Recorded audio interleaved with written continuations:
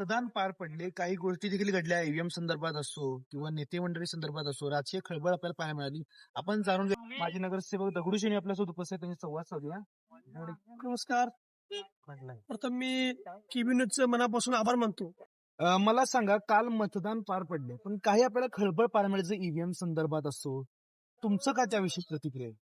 नाही ईव्हीएम सगळीकडेच चांगलं होतं, शंका घेण्याचे कारण नाही. कारण की मी जिथं होतो प्रभाग क्रमांक 6 मध्ये पुलिंग एजंट म्हणून, कारण माणसांना महिलांना कळत नव्हतं की कुठलं खटकं मारायचं किंवा काय, त्यामुळे गोंधळ उडत होता.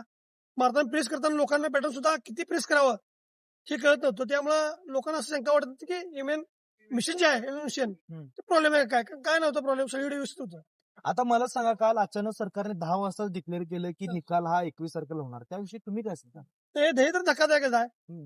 तर निकाल पुढे ढकलला तरी मला वाटतं की हे व्हायला नको पाहिजे. निकाल हो आजच व्हायला पाहिजे होता.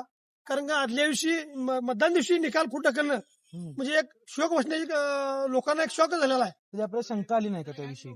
त्याविषयी शंकाची का नाही, कारण का त्यांना म्हणजे सरकारनं काय ढकललं हे काय मला माहित नाही, परंतु हे चुकीचं आहे.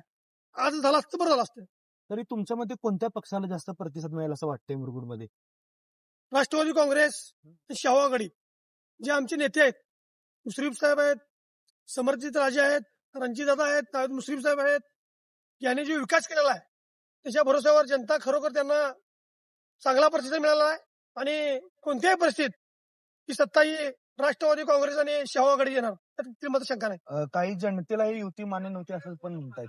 तर तसं का नाही, या युती आतापर्यंत तुम्ही वर सरकारकडे बघितलं ट्रिपल इंजिन आहे. त्यामुळे हे आपल्या महाराष्ट्र जनतेला नवीन नाही आहे. या युती आतापर्यंत हिट झालेल्या आहेत. त्यामुळे काय लोकांना जनता नाराज नाही, विकास होणार हे बऱ्याच लोकांना माहिती आहे की लोक युती झाल्यानंतर आपल्या कागल तालुका विकास होणार. आपल्या पण पत्नी प्रभाग क्रमांक 6 मधून उभ्या होत्या शाहू आघाडीवर. मग प्रचाराच्या प्रवासापासून ते आता मतदान पर्यंतचा प्रवास काय सांगाल आपण? काय नाही, लोकांच्या गाठीपिठी आपण घेतल्या. लोकांच्या आजपर्यंत 15 वर्षे आम्ही लोकांची काम सामाजिक काम करत आलेलो आहे. त्यामुळे आम्हाला काय वाटलं नाही.